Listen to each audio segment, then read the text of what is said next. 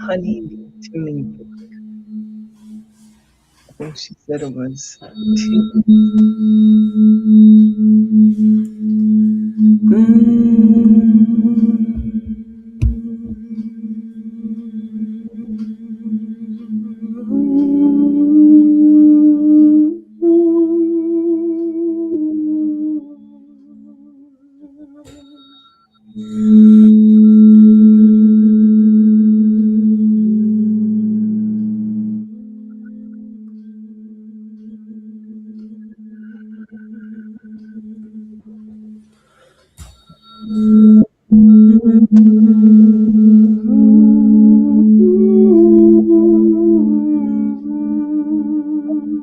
Gowns and honeybees, each one sharing the frequency of how they create their gifts in our shared reality.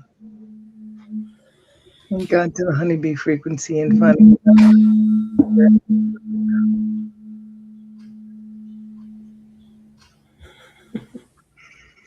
today in our honeybee frequency, we are looking at what is freedom. And this conversation prior, my gosh, like I think it's like when people both play an instrument and they can like speak a language. Like Rebecca and I have enough threads in common around what interests us and what helped us grow that it just goes back and forth so easy, and the imagery is so like capturing by the other. So I'm not sure how we'll do that here, but I do think we got some real clarity around what is freedom in our pregame. Right. And I'm going to ask you, Rebecca, to start with the us and them kind of understanding and the equation into freedom that you were discussing earlier, if you don't mind. Absolutely. This was a heart conversation I was having with a loved one who had actually some time ago. So it was beautiful that it came up yesterday, where we sort of come to an impasse because she had this decision around a topic. If I'm right, you're wrong. But if I'm wrong, that means you're right, and there's no gray, because this is a topic that either this is true or it's not true. And so I was having a heart conversation with this individual yesterday, thinking about a way to shift perspective where there actually can both things be true, because this is something that I believe, and I was trying to find words to express this to her. And so the shift of perspective has to do clearly with freedom, because it is about resonance in the beehive, where we all come back to, yes, to the heart. Mm-hmm. And if we have a peaceful resonance with what works for us, whether it's a belief or a relationship, particularly the relationship with ourself, our perspective around the world, whether or not we believe there's a God or not, whether it's a nationality thing, a religious thing, it doesn't matter. If we have the peaceful resonance within us about what works for us, about what resonates with us, then there allows the freedom to be open to what resonates for someone else. Mm-hmm. And then what resonates for me can land in the same space as what resonates with you. And we can have the freedom of understanding each other, of mm-hmm. discovering things that we didn't know. Mm-hmm. We can go to places that might be uncomfortable for us. One of the things that had popped into my mind was sometimes, there are families or religions or nationalities or races. Really you can plug anything in there and say, well, I'm afraid of my child being exposed to something outside of what resonates with who we are, because that, might be a bad thing. And then you recognize, oh, well, I can resonate with what's right and appropriate for me in my life. Mm-hmm. And I can either, a loved one might find that they resonate with someone else, and you can celebrate that joy, or you can have the relaxed freedom of knowing that if something doesn't resonate with them, then it won't resonate. It won't be a big deal, but they can learn about what resonates for someone else. Mm-hmm. And I just thought this was such a beautiful way of taking the us them, the idea of duality, where there can only be two truths, one that is right and one that is wrong, and just completely blow that open into the freedom of everything can fit. We can all be happy. We can That's so honor and lovely. celebrate each other, because it all comes down to having the resonance within me to feel at peace about someone else having a resonance that's within them that's just different. And then you bring them all together, and it gets into my whole sound thing, because you get into harmonies, and those are really great. And you can't make harmony with yourself generally. You need other people for that. Yeah, and again, like in the honeybee frequency, everything you need comes to you to grow, right? Like that's how I understand it. So here's Rebecca, and those of you who have known me for decades, you hear what she's saying? Harmonizing our families. Like she's talking about the value of being able to share the authentic frequency of one another and not compete over who's wrong or right. Right? Yeah. Like how many families land in ridiculous long running stories of wrong and right. And now we're suggesting that this path to freedom gets initiated when you say, I'm going to know mine and I'm going to be open to knowing theirs too. Yes. I'm going to tune true and learn how she tunes and make some frequency, some harmony, some buzzing, right? And then you're more alive, right? Because when you're in the narrative or the fight for wrong or right, there's no at ease. Yeah. There's, like when somebody's really good at their instrument and they just like free play it. You Yes. know what I mean? They just got their song, like that's a nice space, right? To be able to experience each other in that place. That's freedom. That's freedom. Nice. How wonderful. And I mean, there's so many ways to go with freedom in regards to what does it create in our next shared vision, rite of passage, evolution as a species. Like, what does being liberated of right and wrong, us and them, black and white, what does it do? The being able to take down walls that really impede, even prevent to some extent, our capacity to see things beyond what we know. Mm-hmm. My understanding is that there are two ways of learning things. You either learn by experience or you learn by knowledge. And we don't have enough time to learn everything in either of those ways. But when someone else's life experiences or their knowledge based on what they've studied or trained in or something, when you all come together and work together, then it takes the walls, the constrictive idea of walls down, because you've completely opened up to so much more awareness of what is out in the world. Mm-hmm.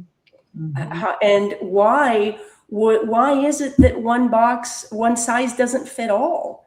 Well, it's because there are so many different resonances, and what resonates over here actually needs this in order to thrive. But you take that and transplant it over here and it doesn't work. We see that when we try to take a native species and transplant it somewhere else on the planet, and then there's problems. So there's appropriateness. I think appropriateness is another word that brought a lot of freedom to me, because in my language and my ability to relate to people, even in my ability to find my voice, because being able to say this is right for me is different than saying this is appropriate in this space. This is, and this time, it gives me the freedom that maybe in a week or a year that isn't appropriate anymore. But being able to assess it like with a measure, a meter, something like that, to have an awareness of what is appropriate in this moment, that's another freedom. Mm-hmm. I love the awareness to the appropriateness, and just also transitions, right? And adaptability, right? Because yes, exactly. There really is a way that we're moving and changing all the time. Yes.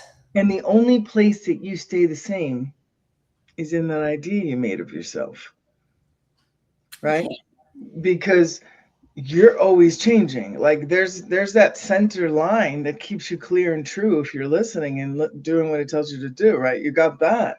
But as far as what's happening to you and how you're perceived and how other people think of you, like as you change, everybody changes how they look at you and think about you too.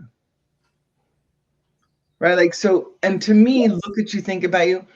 I've always liked the idea that our heart's like a diamond, right? And it's got all these like facets, and it's like, and there's like a big green emerald, like just like shining green light at everybody and everybody coming back, right? And my prayer to the sun from the rune book is, you whose rays illuminate the world, illuminate also my heart so I can do my part. Yes. And I picture the rays of the sun coming, and I send my rays back out. So the golden thread between my heart and yours in LA to here, it's like I send an arrow of clarity and golden light and respect because we have that connection in that frequency. Yes. But when you're afraid of getting heartbroken or the love song coming true, then you make a system. I used to call it the heart army when I was teaching in the hospital. Like you have this little heart army that's like protecting the heart, protecting the heart. And the heart doesn't need you to do that, but you decided you needed to. And you have drop down menus on all the reasons that you need to. But really, the heart's strong enough to keep going. Yes. I do something called soul journeys, and that's a whole other discussion. Let's do it sometime. Yes. I'm working on putting a book together of these because they are personal messages that come through the soul journeys, whatever somebody's intention is.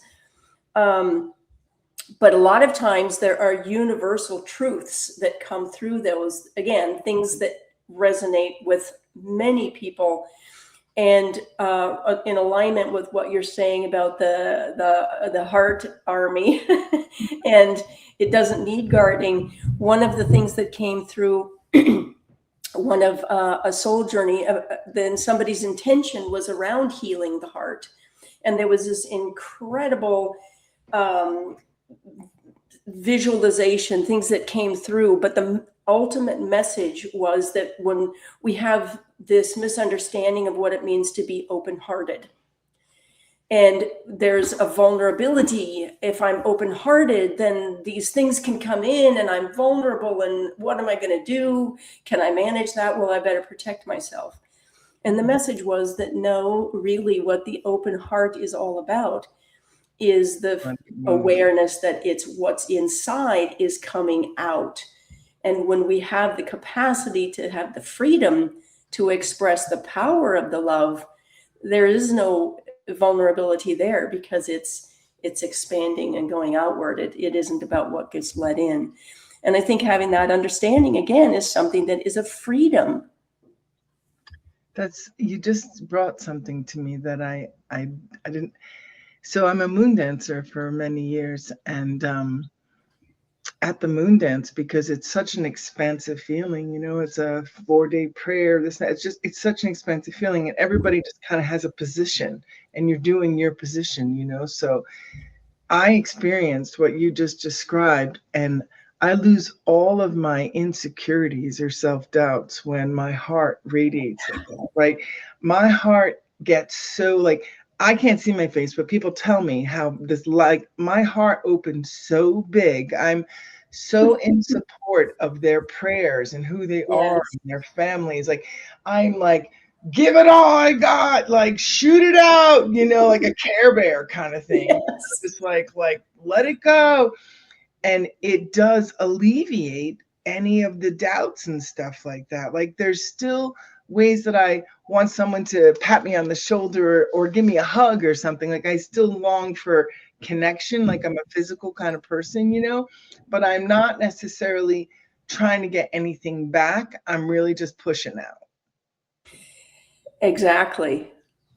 And again, what freedom in having the awareness that that is possible, how empowering it is to be able to have the capacity to do that, especially right now where that heart love is so needed. Mm-hmm. Mm-hmm. Yeah, heart love, that's a great freedom too, right? Like, it's funny, when I was thinking about what is freedom before we came into this, I had such a spectrum of things going on. Like, heck, it's freedom that I'm talking to YouTube, right? That's freedom. I know, it's true. Yeah, so it's like, okay, that's a freedom, right? Like, I have running water. Do you know what I mean? Like, there's some basic needs that really support the idea of freedom. So I don't take away from those things. But then when we started talking, I was like, no, freedom is liberating your inner self and living in a heart frequency so you can create a clear understanding of yourself and meet others with compassion and curiosity. That's it. Period. Slay, clock it, like they would say. Like, that's all there is. But it's funny how my mind and the romantic illusion that we all share wants to be so and this one. Oh, we don't want to forget to mention Aunt so and so, and we got to mention that one, and we got to mention that one. It's like, they're all here.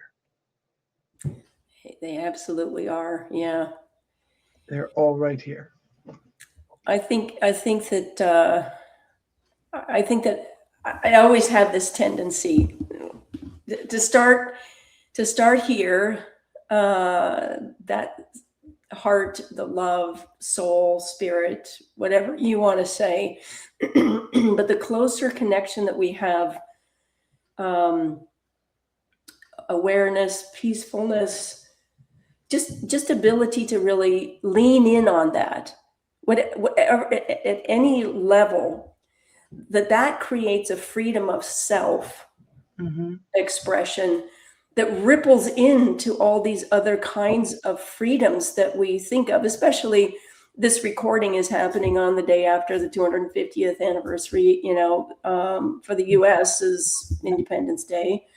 And so we think about those kinds of freedoms that come with being a part of a nation, to being citizens, or those kinds of freedoms. And those parts of our expression are certainly important. But I always find myself going back to the core, the foundation, the fundamental facet of any of that begins with having the freedom of personal expression. And I think that comes from an understanding of what unconditional love is, what compassion is. Because all of those other things, then you'll want that for anyone else. You'll want that for everyone. Yeah, of course. Yeah. We before we began recording, you gave this beautiful. I want you to tell us the I don't. It's not a story, but that imagery of the ancestral women, because of freedom in the sense of what we're sometimes carrying with our lineage and things like that. We're at pivotal times where we're considering what is freedom, what's important as freedom. Where do I move, and so that I can rise and elevate and be more loving. So I want you to share that again. That was so powerful to hear. And I'll go to the tree and bring it in fully to help us like recognize our connection. Because yes, I want to harmonize the heart hive, and I believe trees give us a certain imagery and understanding of our oneness and our ability to work together for the health of the forest, right? So knowing that my intentions intend to be for the good of all, as a co-creator, I speak this possibility that a tree, I don't know if you've seen some of the ones, but they can get bumpy. Like they can go through some stuff, right? Yes. Like, and they get bumpy. Like I've seen some sycamores that were big, like I can be bumpy, right? Like, so I've been really, aware of how they have to keep growing, right? So I use the have to keep growing, and I use that up and down kind of energy because I experience a certain rootedness that I think is inherent to who we are.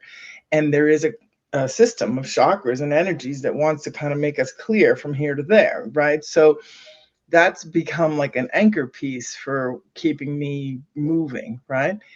And then I learned how there's these like worlds, this third dimensional world, this duality consciousness that's moving things in and around my heart all the time, right? And if I'm staying like this, moving up and down and staying clear and meeting people in my heart frequency, not in judgment or fear, I'm flowing and growing, reaping what I'm sowing. Like days are good, right?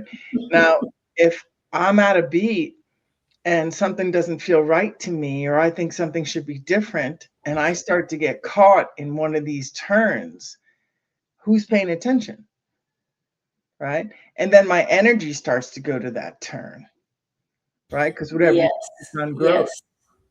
Yes. Yeah. So then the liberation is in imagining that this center line, this clarity, has to stay pure and true to the innocence that's you, so that what's no longer you can fall away. And Rebecca shared a great story of seeing a tree that she was walking by that had some bumps too. And I don't know if you want to give the detail to it so I don't say it wrong, but Well, these are massive trees, and the bumps are, thick and wide, these huge things. And we were walking. My husband and I were walking the dogs past one of those trees yesterday, and there was this massive lump at the base of the trees, and I think that it let go of its lump. And I was just like, and that's so "That's beautiful. amazing. Where was it on the tree that it came down?" So then I went to this beautiful imagery I saw on something, and if I can find a little post to it, I'll put it down below. But hopefully you've seen something like it, and it was a beautiful message. There was a grandma, like an elder, carrying a certain like stone, if you will, like a weight, right? And then she passed it to her next one, who was, a middle-aged woman, and it was bigger, and she passed it, right? And then the middle age went to pass it to the 20, 30 something, right? And it was heavier. And she looked at her child, and she had on a suit, she had a whole different look, and she wasn't in the same path, she was like a little bit in her own. She took it, she put it down, Gives me chills again. then she turned and she put a flower crown on her daughter's head. So that's freedom. That If is we freedom. can let go of the bumps, release the us and them and the right and wrong, go to a threshold choir or go somewhere to sing more of what makes you alive from within, right? Because isn't it just insane to think that we're not singing and dancing all the time? I constantly have dreams of us singing and dancing. I'm like, I don't know what's going to happen, but I know some part of my life we're going to be singing and dancing more, because it just activates your whole sacred geometry of your body. Yeah.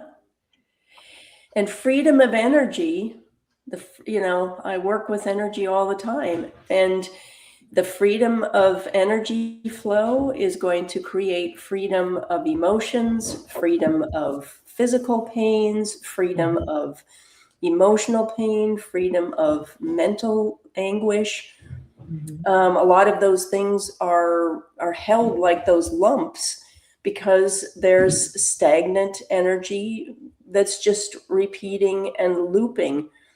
And so I feel that energetic freedom is something that is a little more elusive, perhaps on one way, in some ways, because maybe we don't recognize that's what it is, and that's restricting and constricting us. Perhaps it's because socially or culturally or familially we don't talk about these things. You know it's there, but you don't talk about it. But being able to create freedom around those energetics that are invisible wounds are really important in our capacity to have the the personal freedom. But also, again, it will, as you heal those things and look at those things and just acknowledging them, I think, is a big part of the freedom, because it takes a lot of energy to hold those things in, to suppress them. It's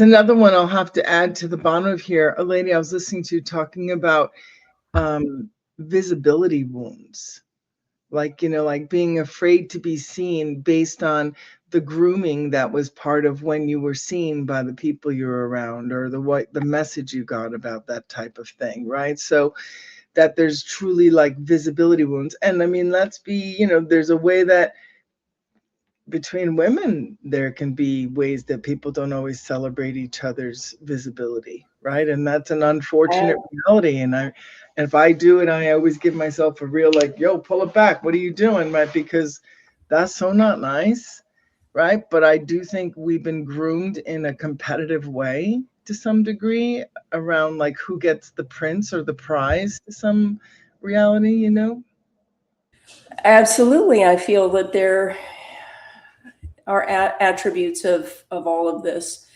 I feel like I'm kind of repeating myself at this point, but that's where it goes back to being able to have the capacity to come within and feel a peace and a resonance. It's not that we don't have those wounds. It's that we have the capacity to recognize the wounds are there and the willingness to look at them, because by looking at them, that's where the freedom comes. At some point in our conversation here, you've mentioned the word fear, and that is one of the biggest. It robs us the most, and in the quickest way is to become fearful. And if we're fearful about what's inside, that is, that's putting yourself into a prison, regardless of what type of prison, because it can be emotional, mental, spiritual, physical. But the key is always going to be the willingness to find out what is there, so that you can bring the compassion and the love into those invisible wounded places. Yeah, you're really we're doing such deep work in this conversation.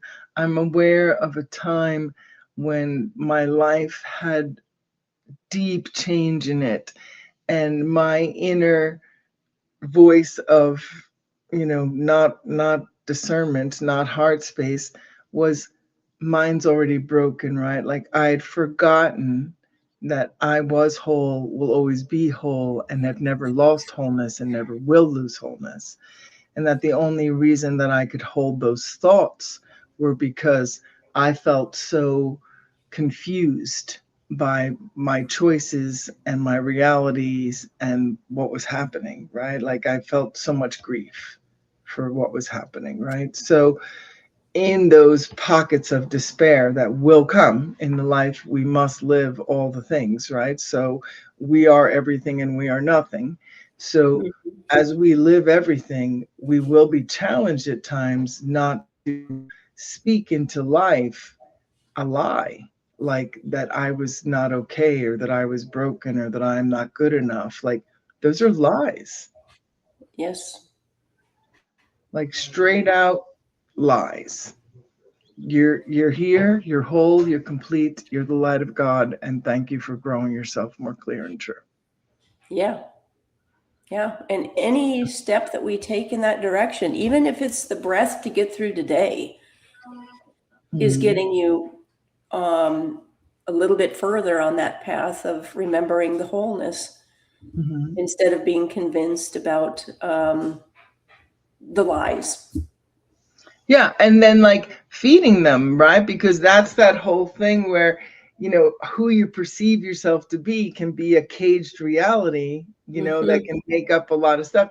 And then the other piece that I think touches on this as we continue and let go, because we're getting there, but what we give our bodies, how we treat our bodies, like the whole way that consumerism and more and stuff became like a filler, right? Because there's something about that. I know even when you do feng shui, it's like only have in your house things that you really love, right? Because like the more things that are around us, they can't help but energetically be part of what's in the space. And if you're trying to stay nice and clear, consuming and taking in, whether it's food, stuff, like those kind of things, I do believe they might be limiting some of our discernment.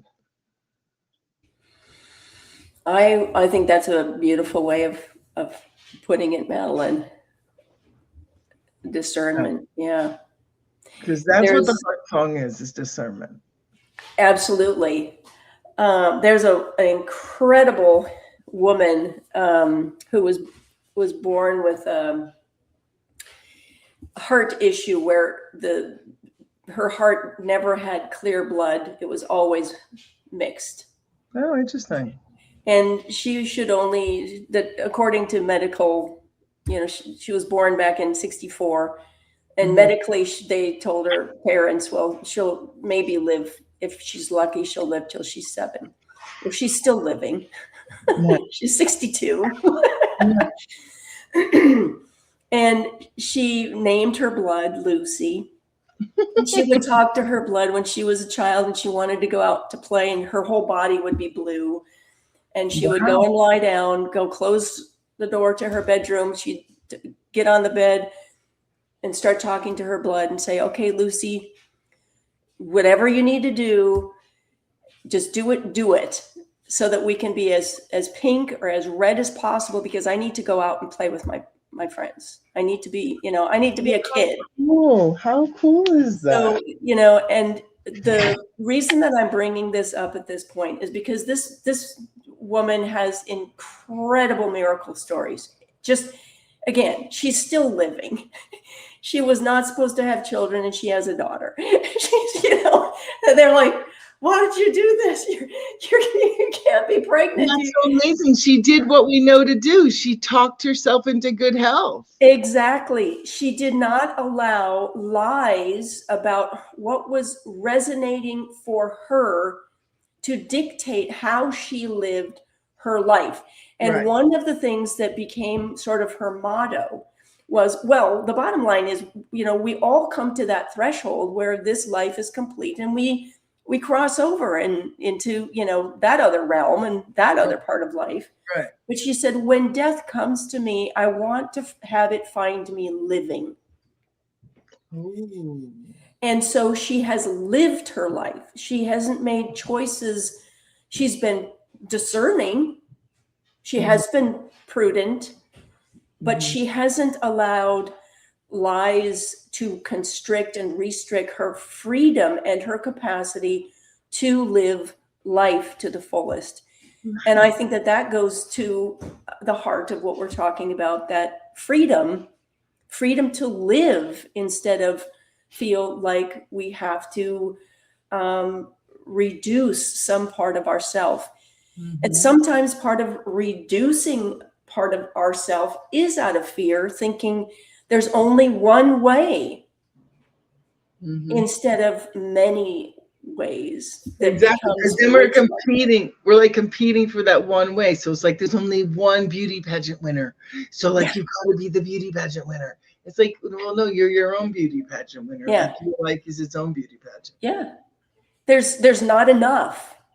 Oh, there's not enough. So I better do everything I can to, well, that's not a freedom. This holding something is not a freedom, but this is a freedom. Even when you do it, right? Like, it's like you can feel that you're open. Whereas if you're like, it's like, I've got mine. I've got mine. Yeah. Well, this is wonderful. Well, this is a great conversation starter. I really hope that anybody who listens talks with the people close to them about what's freedom and takes in some of these thoughts and find out what else you know or what more there is, right? Because this is a spark. This is a spark to consider what real freedom is. Absolutely. Having the freedom to go and have more conversations is, is actually really empowering today. Yeah. It really That is was the goal. empowering. Because these conversations are inevitable. So you might as well spark it up and don't be afraid to be the first one to ask the question, because I'm pretty sure everybody's wondering what's going to happen next. And the more we can kind of like flush it through and really take some time getting to know like what you say. Like that's a nice thing when somebody asks you a question. It's like, what will I say? Yeah. Do you know what I mean? Like what will come through my instrument? Yes. So And then we go back to harmonies, Madeline. let's Madeline. do it. Let's close up. Let's get that honeybee back out here. It's always about frequency. 1 minute of the honeybees. Let's go. Here we go. Mm-hmm. Send it far and wide.